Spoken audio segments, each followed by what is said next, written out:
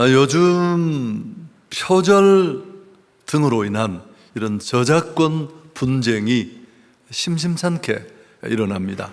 지난해였죠. 가수 겸 작곡가인 유희열이 사적인 밤이라는 음악을 발표했는데 이게 사카모토 류이치의 아쿠아라는 곡과 유사하다, 이렇게 누군가가 의혹을 제기하면서 이제 이게 시작이 되었어요. 표절 논란에 휩싸였고 13년간 진행하던 정말 스케치북이라는 프로그램에서 도중에 하차하고 지금은 대중들로부터 완전히 자취를 감춰버린 그런 상태입니다. 이런 일을 두고 어떤 분은 한국 대중음악계의 어두운 면을 아주 단적으로 보여준 것이다, 그렇게 한탄을 하는 분도 있고요. 또 누군가는 지나치다, 원작자도 그게 정말 다 자기 것이겠느냐, 표절도 아닌데 너무 예민하게 표절로 몰아간다, 그런 의견도 있습니다. 어쨌든 이 일로 그는 대중의 신뢰도 잃었고 그를 사랑하는 음악 팬들도 상당히 실망을 했습니다. 표절이 뭘까? 제가 네이버를 이렇게 찾아봤더니만 너무 간단하게 정의가 되어 있더라고요. 저작물 도둑질. 너무 좀 그렇습니다만은 이게 바로 표절이래요. 엄연히 만든 진짜 주인이 따로 있는데 마치 자기 것인 것처럼 사용하고 주장하는 것, 그게 바로 표절입니다. 자, 우리 인생을 한번 생각해 보면 우린 얼마나 표절로부터 자유로울까? 내 인생이고 내 삶이고 내게 주어진 인생이다, 그렇게 생각하면서 대부분 살고 있잖아요. 과연 정말 그럴까요? 정말 내가 사는 이 삶은 나의 것이고 내 인생이고 나의 것일까? 성경을 이렇게 한번 딱 열어보면 성경의 첫 장을 들추면 나오는 말씀이 창세기 1장 1절이에요. 태초에 하나님이 천지를 창조하셨다. 하나님 자신을 소개하는 대목인데 정확하게 말하면 이건 하나님의 선포고 선언입니다. 쉽게 말하면 모든 것이 다 내 것이다, 내가 만들었다. 진짜 주인이 나온 거죠. 여러분, 역사라는 것도, 그 히스토리도 사실은 히스토리, 그분의 얘기다. 제 발음은 안 좋지만 그렇게 우리가 많이 이야기하는 것도 같은 맥락입니다. 성경을 통해 우리는 알게 됩니다. 하나님은 누구시고 그분이 어떤 일을 하셨는지. 우리 주변에 보이는 그 많은 것들, 아니 보이지 않는 것들, 그 광활한 우주의 모든 것들은 저절로 된 게 아니라 그분이 만드신 것이고 그분이 원작자세요.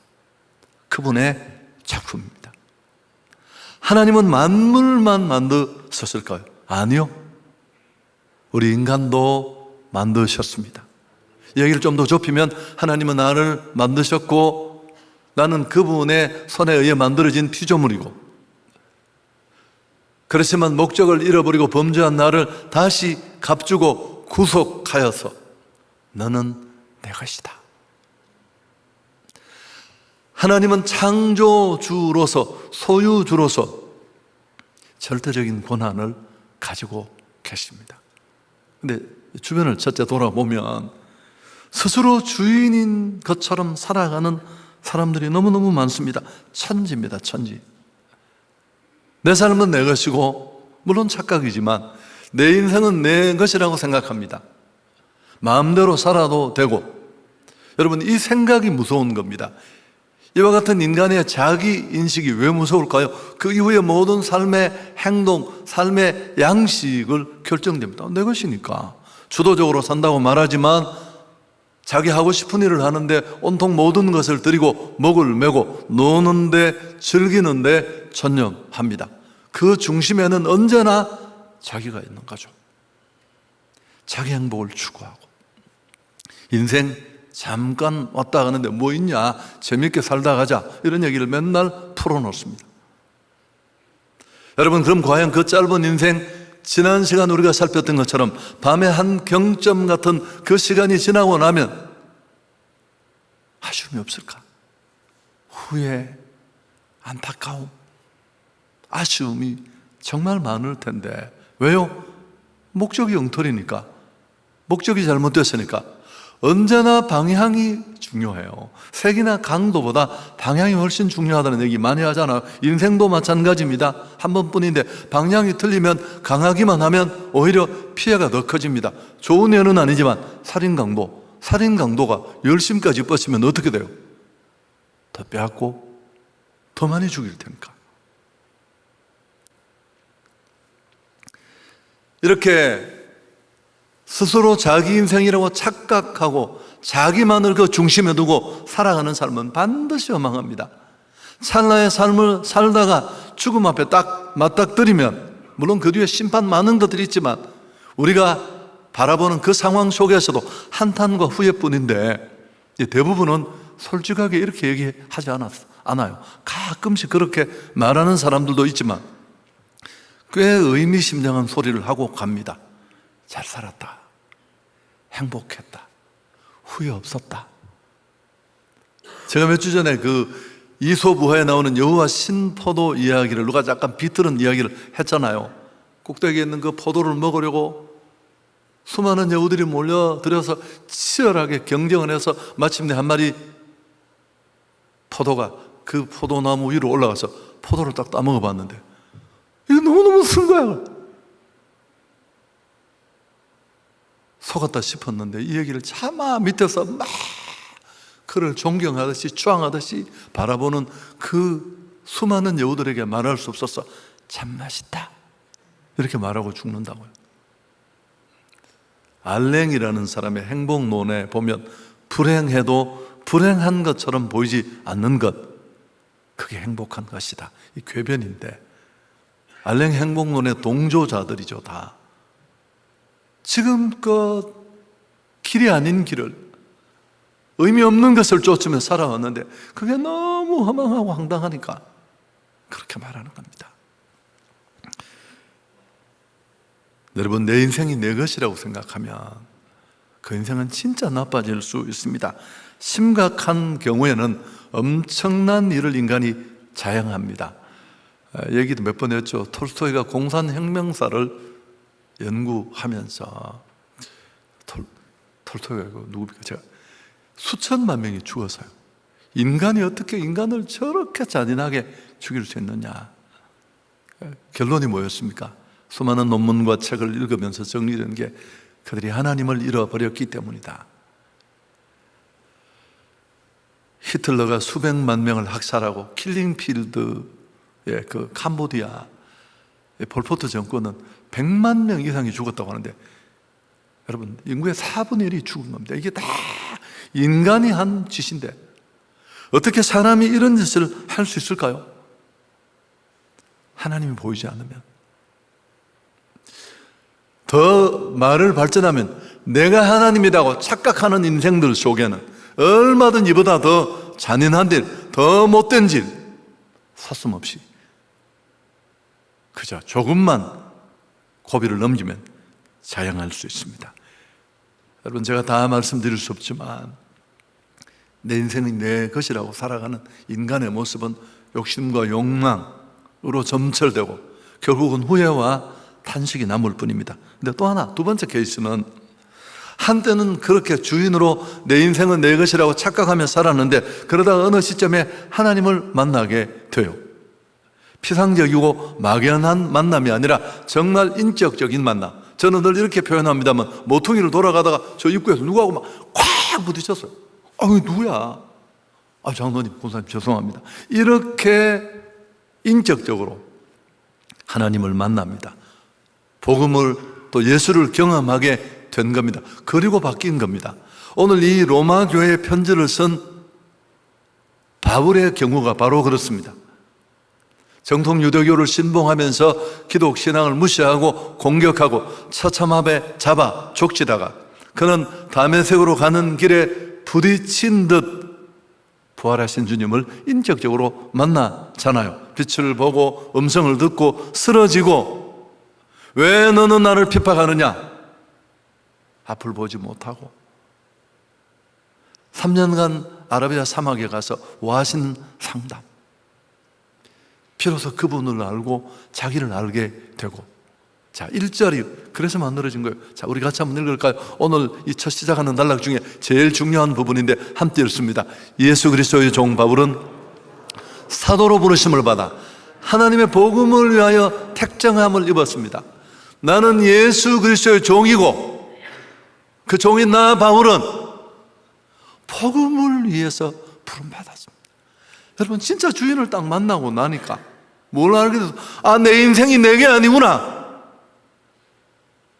나를 만든 주인이 계시고 그 주인이 내게 기대하는 내가 해야 할 일이라는 소명이 있고 부름받은 목적이 있다는 것을 알게 된 것입니다. 나를 만드신 분, 나를 구속하신 분, 나를 목적 있는 인생으로 세우신 분, 그 발 앞에 엎드려 당신은 나의 주인이십니다. 기꺼이 종을 자청하고 그 부름받은 인생을 살아냈습니다. 할렐루야. 여러분, 제자 베드로의 경우도 다르지 않습니다. 누가복음 5장 우리 잘 아시잖아요. 실패의 자리, 밤새 갈릴리 어부로서 그 황량한 호수 바다를 누비고 다녔지만 그의 어깨 위에는 피곤과 허무뿐이었습니다. 빈 그물, 빈 배, 아무것도 잡지 못한 그 실패의 자리, 그 절망의 자리에 예수님이 찾아오셨고 지치고 지친 그 인생의 빈 배에 오르셔서 깊은 곳에 그물을 던져라. 상식을 뛰어넘는 얘기였지만 순종했더니만 정말 그물 찢어지는 소리를 들으면서 고기를 잡고 또 2배 가득 담는 어획고를 남깁니다. 그는 그 순간에 메시아 되신 그분을 보게 되고 그 발 앞에 엎드려서 소리치잖아요. 당신은 나의 주님이십니다. 나를 떠나소서 주여. 뭐 더 얼마나 많은 예를 들어야 되겠습니까? 여러분, 바울도 이렇게 진짜 두인 되신 그분을 만나고 기꺼이 스스로가 종으로 자청하며 주인이 시키는 그 일에 자신을 던졌습니다. 자, 그렇다면 그가 자신을 복음의 종이고 그리스도의 종이라고 말했는데 단지 진짜 종과의 차이가 있습니다. 그 차이가 뭘까요? 자원해서 종이 된 겁니다. 본인이 즐거워서 스스로 종이 된 건데 이 개념은 조금 설명을 하면요, 당시에는 종이 되는 몇 가지 케이스가 있었죠. 첫째는 전쟁에 포로로 잡혀서 끌려가면 종이 되었어요. 또 돈을 빌리거나 부채를 갚지 못했을 때 역시 일정한 기간 동안에 그 돈만큼 종노릇을 해야만 했습니다. 세 번째 종은 어떤 종일까요? 이렇게 자기가 종으로서의 기한이 끝이 났는데 주인은 네 자식도 데리고 다 나가라, 안식년이 되거나 휴년이 되거나 기회를 주면 이 종이 너무 주인이 고맙고 주인이 종이지만 정말 자식처럼 대해주고 그래서 아니요, 나는 자유를 포기하고 기꺼이 내 평생 종으로 남겼습니다. 기둥에 대고 귀에 구멍을 뚫고 명찰을 달고 종이 되는 케이스가 있습니다. 이게 오늘 바울이 전혀 주저함 없이 나는 예수 그리스도의 종이고 나는 복음을 위해 부름받았다고 말한 이유입니다. 자, 세 번째, 그럼 종은 어떤 사람일까? 진짜 종은, 여러분, 종은 자기 것이 아무것도 없습니다.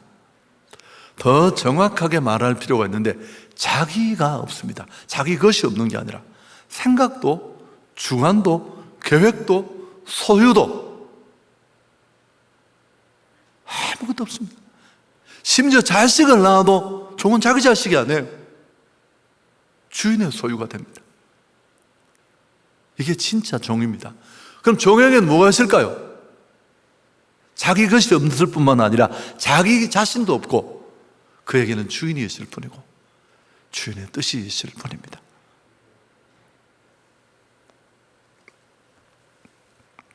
온통 그 주인의 뜻에 관심이 쏠려 있습니다. 이게 종된 자의 자기 인식이에요. 이게 좋은 종이고 이런 종이 착한 종입니다. 끊임없이 주인 되신 그분의 뜻을 헤아립니다. 바울이 그랬잖아요. 누구의 종인지 어떤 일에 부름받았는지 그런 콜링이 분명했습니다. 나의 주인은 하나님이시고 나는 이방인에게 복음을 전하라고 부름받은 사람이고, 바울 사도는 이 일을 확신했고 특별히 자기를 이 일에 선택받았다는 감격이 그에게는 있었습니다. 그렇게 생각되자 자기 인생을 거침없이 던집니다. 사도행전 20장 24절 같이 한번 읽을까요? 내가 달려갈 길과 주 예수께 받은 사명 곧 하나님의 은혜의 복음을 증언하는 일을 마치려 하면은 나의 생명조차 조금도 귀한 것으로 여기지 아니한다. 계획도 가정도 꿈도 다 내려놓습니다. 그에게는 바람이나 소망이 1도 없었습니다. 있다면 오직 그의 주인 되신 하나님의 뜻이 있었을 뿐입니다. 그 뜻을 받들어 그가 원하는 곳에 성령의 인도를 받아 달려갔고, 대충 나이를 계산하는 일은 언제나 쉽지 않습니다만 40대쯤 돼요. 그렇게 부름을 받아 10여 년간 미친 듯이 부름받은 일에 자신을 던지다가 그는 순교하게 됩니다. 인간적으로는 참 안타까운 인생이지만 피부치 하나 없이 아무것 하나 남기지 못하고, 자, 그럼 그의 삶에 후회가 있었을까요? 그의 삶이 무의미했을까요?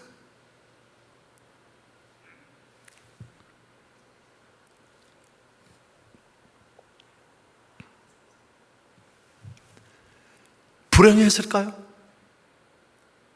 여러분, 힘은 들었지만 전혀 그렇지 않았습니다. 그는 감격 속에 살았습니다.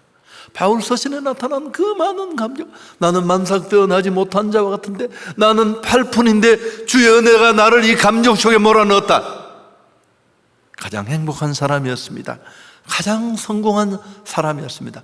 천국이 언제든지 그 앞에 있었어요. 성도들만 아니라면 난 지금이라도 이 육신을 떠나 하나님 앞에 가기를 갈망한다. 로마의 차디찬 감옥에 최측근 몇 사람만 있는 보호받지 못한 상황 속에 버림받은 듯 자기 앞에 죽음이 있다는 것을 직감하면서 그는 유언적 고백을 쏟아놓습니다. 자, 디모데후서 4장 7절 8절 그 마음을 우리가 한번 같이 읽어보겠습니다. 나는 선한 싸움을 싸우고 달려갈 길을 마치고 믿음을 지켰으니 이제부로는 나를 위하여 의의 면류관이 예비되었다. 죽어도 의로우신 재판장이 그날에 내게 주실 것이며 내게만 아니라 주의 나타나심을 사모하는 모든 자에게 도니라. 나는 믿음의 길을 잘 완주했고 후회가 없고, 지금 가도 하나님은 나를 위해 면류관을 준비해 두셨고, 이건 나만이 아니라 진짜 주인을 만나 인생의 목적을 알고 달려가는, 자기 자원을 그 일에 다 쏟는 모든 이에게 동일하게 그런 상이 주어진다. 여러분, 그의 삶에 어디에 불행한 흔적이 있습니까? 어디 후회의 흔적이 있습니까? 우리 주변에 불행한 가짜 주인들이 많습니다. 내 인생, 내 물질, 내 은사, 내 새끼. 아니, 엄연히 진짜 주인이 있는데, 아니, 그분이 바뀌는 삶의 목적이 존재하는데, 인생을 주고 시간을 주고 기회를 주고 말미를 준 이유가 존재하는데 아랑곳하지 않고 착각 속에 하고 싶은 일만 하며 삽니다. 여러분, 문제는 뭘까요? 기독인들도 일로부터 자유롭지 않다는 겁니다. 물론 종교인들이죠. 교회 다니는 사람, 하나님을 인격적으로 만나지 못한 사람들입니다. 그들에게 하나님은 그저 한낱 액세서리일 뿐입니다. 자기 삶을 조금 더 빛나고 윤택하게 만드는 도우미 정도. 그렇지만 반대로 행복한 종들이 있습니다. 내가 아무것도 없다고 말하고 다 그분이 주신 것이라고 고백하고 확신하고 부름받은 일에 자신을 던진 듯 드립니다. 그렇지만 의미 있고 보람 있고 행복하고, 우리 선교사님들 많이 알잖아요. 제가 아는 그 서울대 나오신 분이신데 권사님이 미치려고 해요. 삼성의료원에 있었는데 제가 대구 있을 때 아들 중에 제일 똑똑한 아들인데 40대 초반에 선교사로 왔는데 어머니가 저 새끼 미쳤다고 완전히 나보고 좀, 제가 병원에 그 신방 가는 길에 만났는데 너무 자기 분명해요.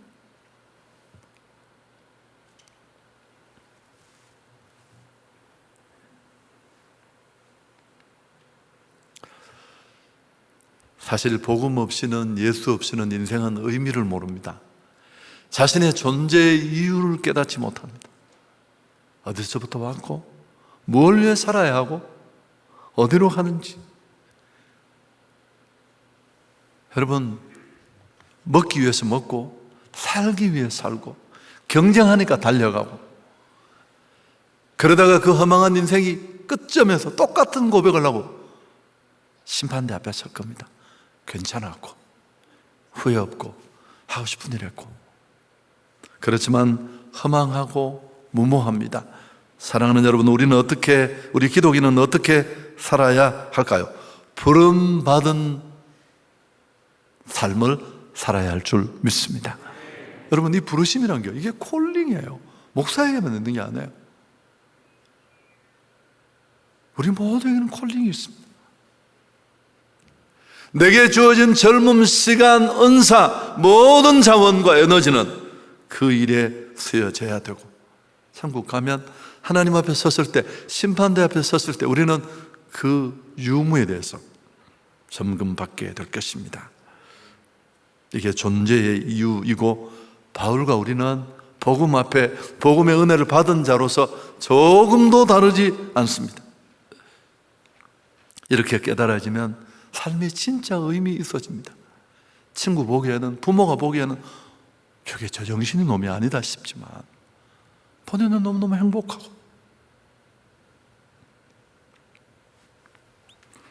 누가 행복한 사람일까요? 착각 속에 사는 사람, 콜링을 따라 사는 사람. 제가 이 말을 좋아해서 너무 많이 인용했는데 장그르니에의 말입니다. 사람은 하고 싶은 일을 할 때보다 해야 할 일을 할 때 더 행복하다. 여러분, 이 해야 할 일이 어떤 일입니까? 진짜 주인이 우리에게 맡긴 일입니다. 해야 할 일을 하고 있다는 행복이 넘치고요. 더 나아가서 오늘 이 바울처럼 뻔뻔해집니다. 난 종이라고. 이게 정말 좋지 않은 말인데 기꺼이 기쁨으로 그 예수의 발 앞에 구원의 은총을 받은 자로서 행복하기 때문에 자청한 종입니다. 여러분, 질문하고 싶습니다. 나는 종인가 주인인가? 나는 주인의 모습으로 살고 있는가, 종의 모습으로 살고 있는가? 제가 사실은 이 로마서를 가능하면 오래 가면 힘드니까 한 장을 한 번 내지 두 번을 해서 16장까지 마친다고 생각해서 이 본문은 그냥 뛰어넘으려고 했었어요. 7절까지 한 번. 근데 이 부분을 딱 이게 제 가슴에 부딪혀서 금요일 아침에 이게 딱 원고가 만들어진 거예요. 그래서 왜 그랬을까요? 제가 역시 이 삶으로부터 자유롭지 못했다는 것 때문에 그렇습니다. 여러분, 이렇게 살아도 저렇게 살아도